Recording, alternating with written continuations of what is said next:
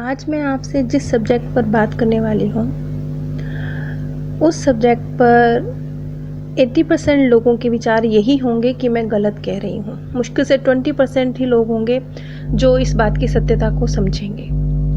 लेकिन फिर भी मैंने ये वीडियो बनाने का फ़ैसला लिया और आपको एज इट इज़ वो जानकारी प्रदान करने की कोशिश करूँगी जो डॉक्टर न्यूटन की रिसर्च में निकल के आई है। डॉक्टर न्यूटन साफ साफ कहते हैं कि उनके किसी भी माध्यम ने किसी शैतान को, राक्षस को ऐसा कुछ देखने का जिक्र नहीं किया और जिन दूसरे प्लेनेट की आत्माओं को देखने का जिक्र किया उसे उस तरीके से नहीं किया जिस तरीके से समाज में भ्रांतियां फैली हुई हैं राक्षसों और भूत प्रेत को लेकर, उस तरह से नहीं किया। हाँ, लेकिन जब वो सम्मोहन की अवस्था में होते हैं, जब वो अपने आप को आत्मा रूप में देख रहे होते हैं, तब वो ये महसूस करते हैं कि क्रोध, नफरत, गुस्सा, इस तरह की जो भावनाएं हैं जो बहुत पॉजिटिव नहीं है, इस तरह की जो भावनाएं हैं वो अपने अंदर से निकलती हुई महसूस करते हैं। हकीकत में राक्षस कौन है? राक्षस है हमारे वो गलत विचार जो हमारे लिए गलत दुनिया का निर्माण कर देते हैं, जो हमें मुसीबत में फंसा देते हैं। अब एक बहुत इंटरेस्टिंग बात डॉक्टर न्यूटन कहते हैं, मैं जानती हूँ ये बात ज़्यादातर सुनने वालों को सच्ची नहीं लगेगी, समझ नहीं आएगी, लेकिन फिर भी मैं एज इट इज़ उनके शब्दों को बताऊंगी। उन्होंने कहा कि आत्माओं के क्षेत्र में इतने वर्षों से कार्य करते हुए मैंने कभी भी अपने किसी माध्यम को किसी भी अन्य अच्छी या बुरी आत्मा से बाधित नहीं पाया है।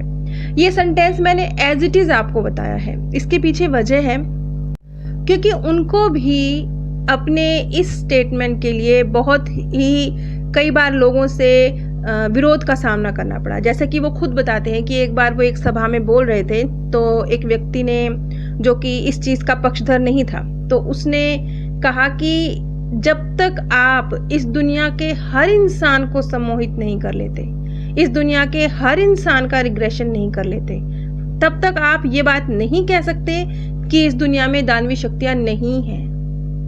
इस पर उन्होंने सिर्फ इतना कहा कि हाँ, ये तर्क भी बिल्कुल वाजिब है।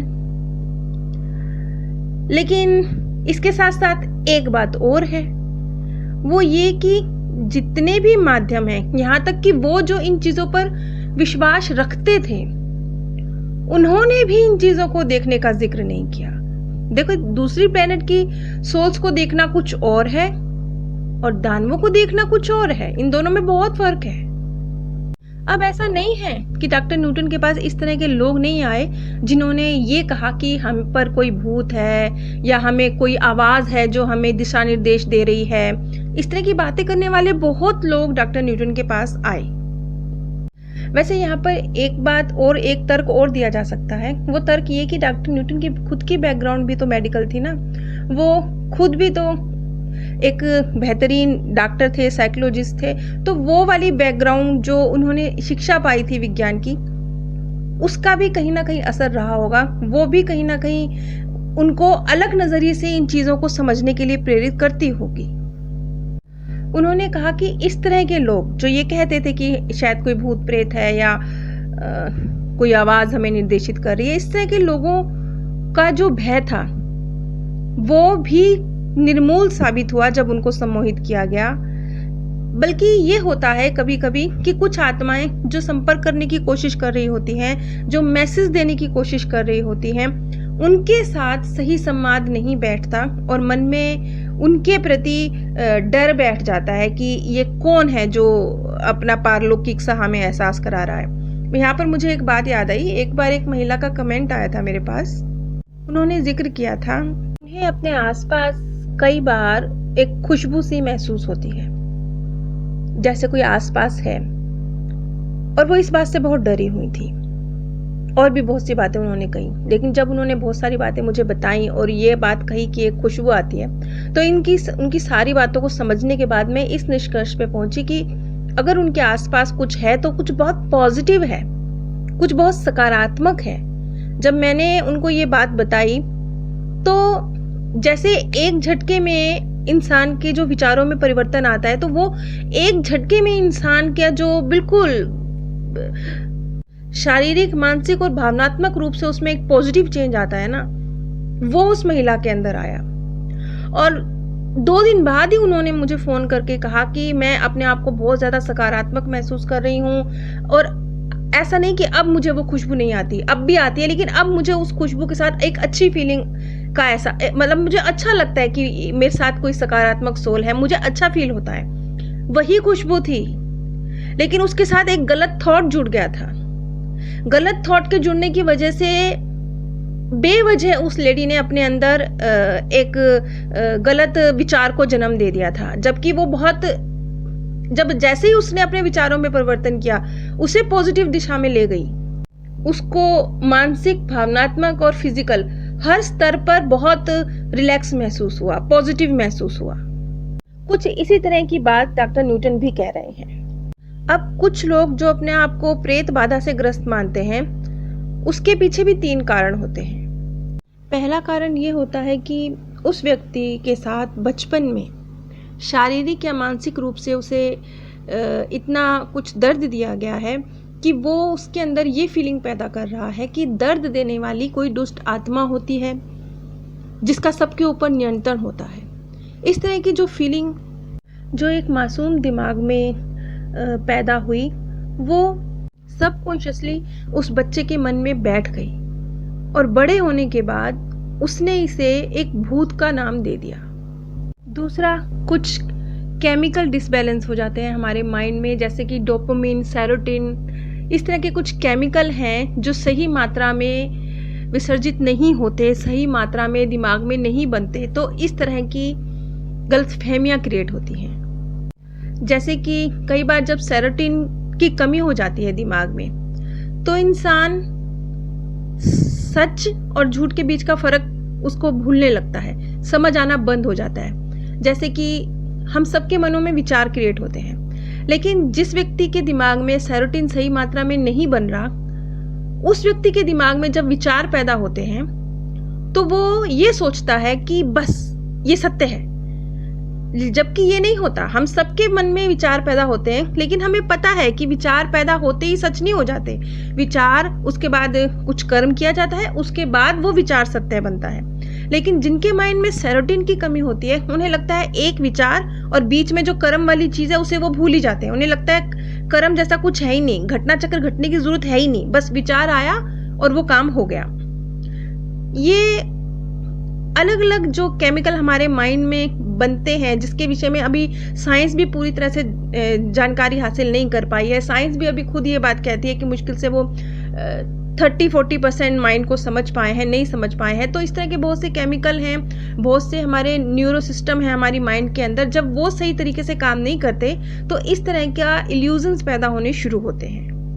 वरना हकीकत तो आप लोग भी जानते हैं कि जब किसी केमिकल की कमी है, जब किसी व्यक्ति को दवाई दी जाती है, एक प्रोसेस होता है, थेरेपी का एक प्रोसेस होता है, उससे वो गुजरता है तो वो ठीक होने लगता है। अब आप बोलेंगे वो बाबा, वो झाड़ फूक करने वाले भी तो ठीक कर देते हैं। वो एक्चुअल में ठीक नहीं करते, वो इतना गलत करते हैं, इतना वो मारते हैं पेशेंट को कि वो डर जाता है, और वो डर के कहता है कि हाँ मैं ठीक हो गया। क्यों? क्योंकि जो इस तरीके के पेशेंट होते हैं वो बुद्धिमान तो हैं, मतलब बुद्धि उनकी खत्म नहीं हुई है। एक केमिकल ने सही तरीके से काम करना बंद कर दिया, इसलिए उनके मन ने सही तरीके से काम करना बंद कर दिया, लेकिन वो बुद्धिहीन नहीं है, पागल नहीं है। पागल तो वो होते हैं जिनका मन और बुद्धि दोनों ही सही से काम नहीं करते। इस तरह के लोगों की बुद्धि सही से काम करती है, लेकिन मन सही से काम नहीं करता। इसलिए इस तरह के लोगों को भूत प्रेत जैसी बातें लोग करने लगते हैं और खुद को ऐसा समझने लगते हैं, जबकि हकीकत कुछ और होती है।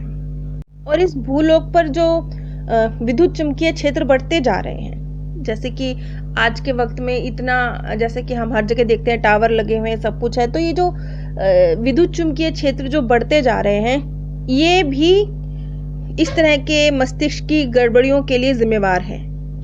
अगर आप लोगों को ये कड़ी पसंद आई हो तो कृपया बताइएगा, मैं अगली कड़ी भी इसी पर कंटिन्यू करना चाहूँगी।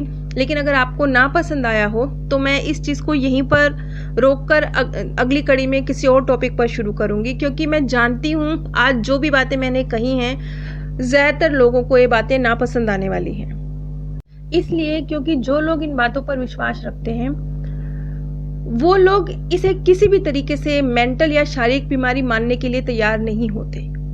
आप सभी से मेरी रिक्वेस्ट है कि चाहे छोटा सा लिखिएगा, चाहे जय श्री राम ही लिख दीजिएगा, लेकिन प्लीज़ एक छोटा सा कमेंट ज़रूर कीजिए, एक छोटा सा लाइक का बटन ज़रूर दबा दीजिए। आपके लाइक और कमेंट बहुत अहमियत रखते हैं। नीचे डिस्क्रिप्शन बॉक्स में ही मैंने आप सभी के साथ अमेज़ॉन का लिंक भी शेयर किया है। अगर आप इस लिंक के माध्यम से कुछ भी परचेज़ करते हैं तो बिना कोई आर्थिक नुकसान उठाए भी आप इस ज्ञान के प्रसार में सहयोग दे सकते हैं और लाखों लोगों के दिलों से निकलती सच्ची दुआओं के हकदार बन सकते हैं।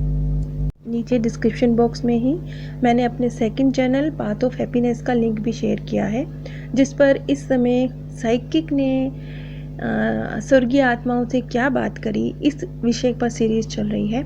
अगर आप सरल तरीके से इस गहरे ज्ञान को समझने के इच्छुक हैं तो कृपया मेरे सेकंड चैनल पर एक बार ज़रूर विजिट कीजिए। आप सभी पर परमात्म सौंदर्य, प्रेम और आनंद सदैव बरसता रहे। आप सभी दिव्य परम धाम में स्थान प्राप्त करें। आज मैं आपसे जिस सब्जेक्ट पर बात करने वाली हूँ उस सब्जेक्ट पर 80% लोगों के विचार यही होंगे कि मैं